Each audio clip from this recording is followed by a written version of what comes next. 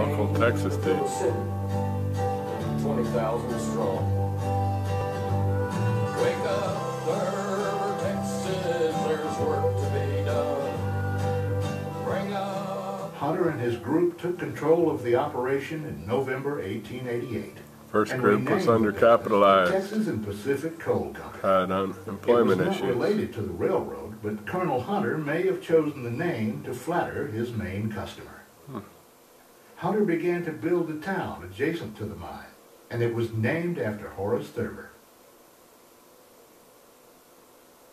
Hunter proved to be a tough boss and offered the miners a smaller wage than they had previously earned. The miners struck again, and this continued labor difficulties that would arise throughout Thurber's history. The Texas and Pacific Coal Company got many of its miners from overseas. Hundreds of immigrants from close to 20 countries were recruited to work in Thurber. These immigrants were more than willing to work for Hunter's wages, and many of them were already experienced miners. T&P Coal Company continued to recruit miners, and by the fall of 1889, the striking miners realized that their position was hopeless. They called off the strike.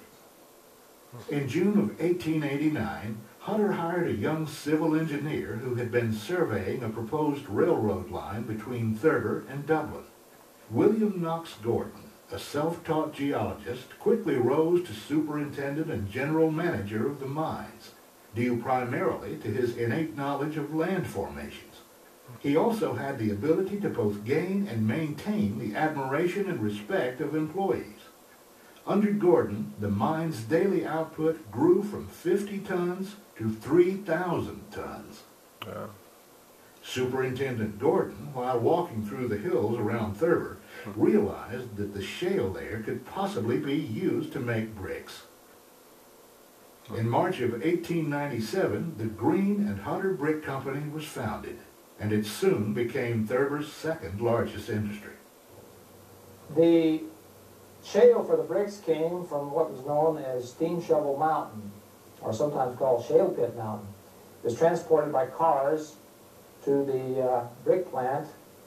It was crushed up there, mixed with water, and cut into bricks with wire cutters, and placed in the kilns and cooked at a very high temperature.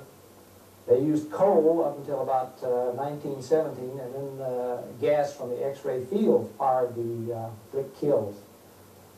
The most predominant brick, of course, was the pavers, and this paved Congress Avenue, Galveston Seawall, the streets of Fort Worth,